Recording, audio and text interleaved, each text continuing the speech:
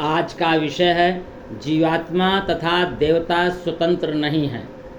जी हाँ, जीवात्मा तथा देवता स्वतंत्र नहीं है। हमारा देश संस्कार प्रधान देश रहा है। इसमें 33 करोड़ देवी देवता मनुष्यों के हित के लिए अहरनिश विचरण करते रहते हैं। गीता के अध्याय 7 श्लोक 20 के माध्यम से भगवान श्री कृष्ण अर्जुन से कहते हैं कि जो अल्पज्ञ हैं तथा जिन्होंने आध्यात्मिक चेतना खो दी है, वे भौतिक इच्छाओं की शीघ्र पूर्ति के लिए अनेक देवी देवताओं के शरण में जाते हैं।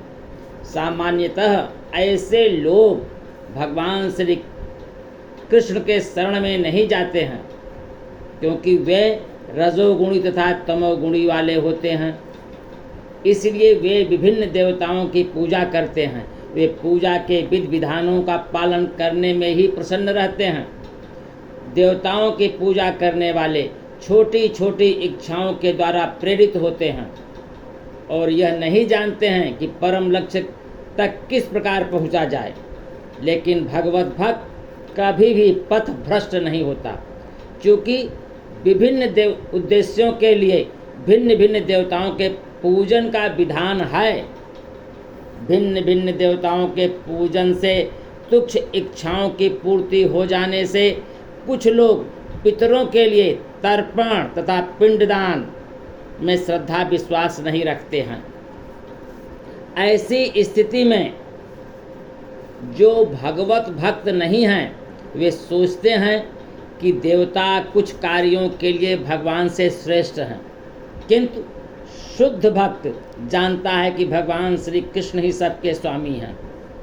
चैतन्य चरितामृत में भी कहा गया है कि एकले ईश्वर कृष्ण आर्षव भृत्य, अर्थात केवल भगवान श्री कृष्ण ही स्वामी हैं और अन्य सब दास।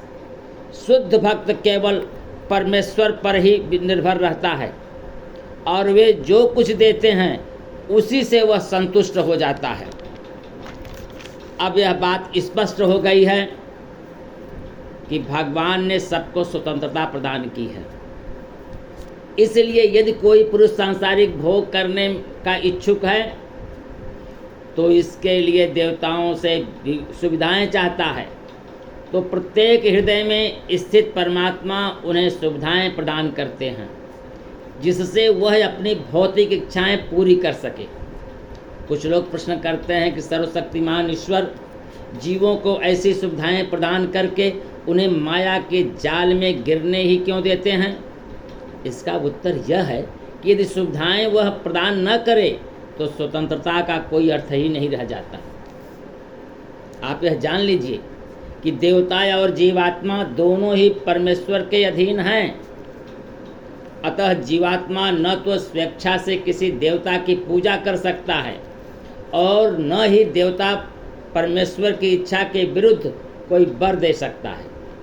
जैसा कि कहा गया है कि ईश्वर के इच्छा के बिना एक पत्ती भी नहीं हिलती। जी हाँ, ईश्वर के इच्छा के बिना एक पत्ती भी नहीं हिलती।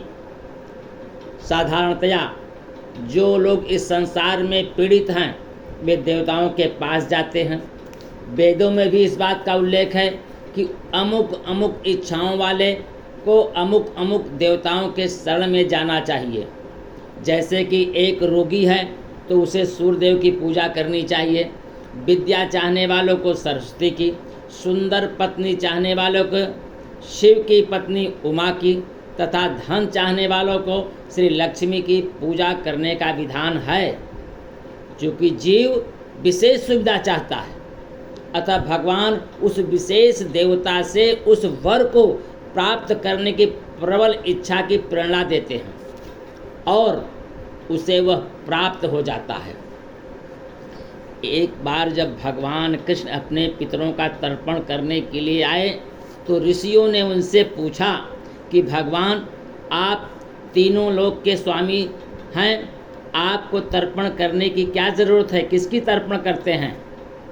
तो भगवान कृष्ण ने कहा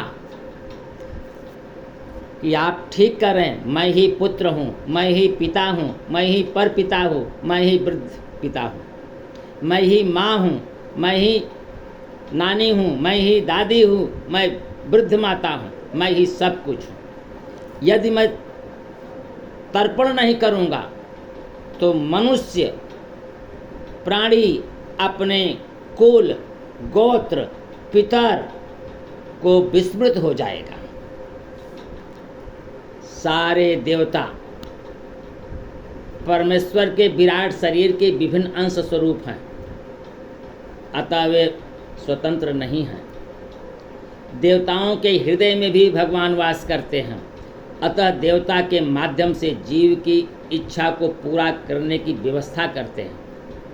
आप जान लीजिए कि जीव और देवता दोनों ही परमात्मा की इच्छा पर आश्रित हैं, वे स्वतंत्र नहीं हैं। इसलिए भगवान श्री कृष्ण के शरण में जाने के लिए सर्वप्रथम पितरों का मान सम्मान हेतु तर्पण और पिंडदान करना सुनिश्चित कर ले।